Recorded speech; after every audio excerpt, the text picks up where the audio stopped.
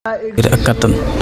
lépp naal boo xam ne fas nga ko liggéeyal Sëriñ Tuubaa nga gale ko si jàmm ci barkeb Sëriñ Tuubaa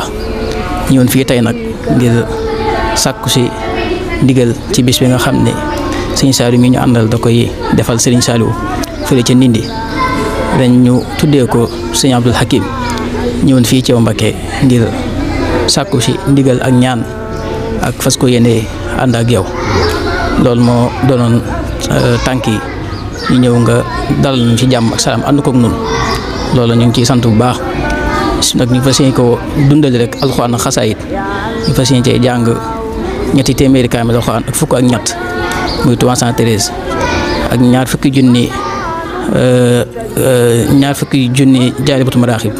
ak juróom-ñett incha allah ak ci wakkaan xaqan léegi fas ko yéene jàng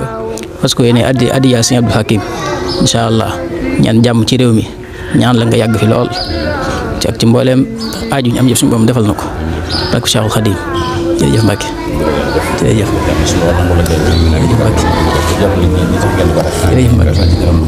ginnaaw ba ñu jógee foofu ca Daaru Minan ci lañ ñëw fii ci Tiib fekk Serigne Bassirou Mbacke ñu ànd teewlu Serigne Fallou Ndiaye. a'uuzu billaahi mina shaytaani rajiim bismillaahi rahmaani rahiim wasalaatu wasalaamu ala asrafil mursalin sayyidina mawlana muhammadin al-mab'uus rahmatan lil aalamiin assalaamu aleykum wa rahmatullahi wa barakaatu. Cheikh Mamadou Bachir ñoo ngi lay nuyu bu baax Mbàkke te di la ziyaar bu baax di la ndokkeel ci bés bu sell bi nga xam ne lañ tëdde muy yawmul jumaa di la ndokkeel bu baax ak di la ziyaare ci dëkk bu sell bi nga xam ne fu la fekk mooy damay Tiib ñoo ngi lay ci ziyaare bu baax ak di rafetlu ak di am mbégte mu rëy ci dalal gi ngeen ñu fi dalal ñoo ciy sant bu baax Mbàkke di la ci gërëm di la wax ni rek dañoo dikk fii tey ngir sakku ci ndigal sakku ci ñaan bis bi nga xam ne sunu wëllëre mi Sëriñ Saliou Nguer dana koy amal ca Touba Ndindi ñii dafa séene amal ak cant goo xam ne da koy joyal diggam ak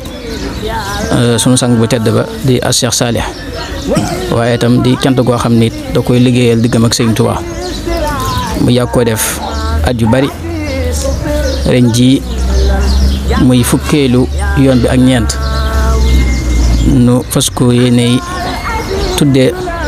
sunu kilifa gu baax gu tedd ga di Sëriñ Abdul Hakim nga xam ne ñu ko tuddee rek xel yëpp dem ci sëriñ bi ndax ni mu ci amee woon yitte ak pëstef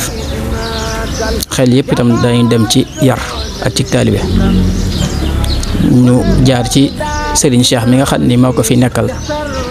moom itam mu jox ñu ci ndigal ñaanal ñu ci ànd ci ak nun nu dikkaat fii itam ci sa kanam ngir rek gën a firndeel ndigal loolu ak gën a sàkku ñaan bis bi nag jàppoon nañ ko daaw jéeg waaye mbas mi nga xam ne moo fi jaaroon moo ko gàllankoor nga xam ni murit moom ndigal rek lay joxe ndax laa tafaalu shay'an bi ghayri idni fal idnu shartun fi qabuli sha'ni nu bank suñu loxo ba yàlla dogal mu yëkkati mbas mi ngir ndigal tam ci wëyal yéene jooji kon ni sàkku ñaan baax Mbàkke nga ñaal nu yi weesu yëpp suñu borom nangul na ko bii ñu jëm itam suñu borom defal nu ci tawfeex ju yaatu yoo xam ne mosuñu ko am te dafa am nañ ci yaakaar ak dafa dug njort yi nar a topp ci ginnaawam yëpp itam suñu borom yegg la ko ci barkeb Cheikh Saliou barkeb Sëriñ Abdul Hakim ñu fas ko yéene waajale nag ci ay alxuraan ndax suñu daa ko nga liggéeyal alxuraan rek moom ca ngay tàmbali ca ngay yem ndax bi xidmatil quraani yuthbitu wala suñ waxoon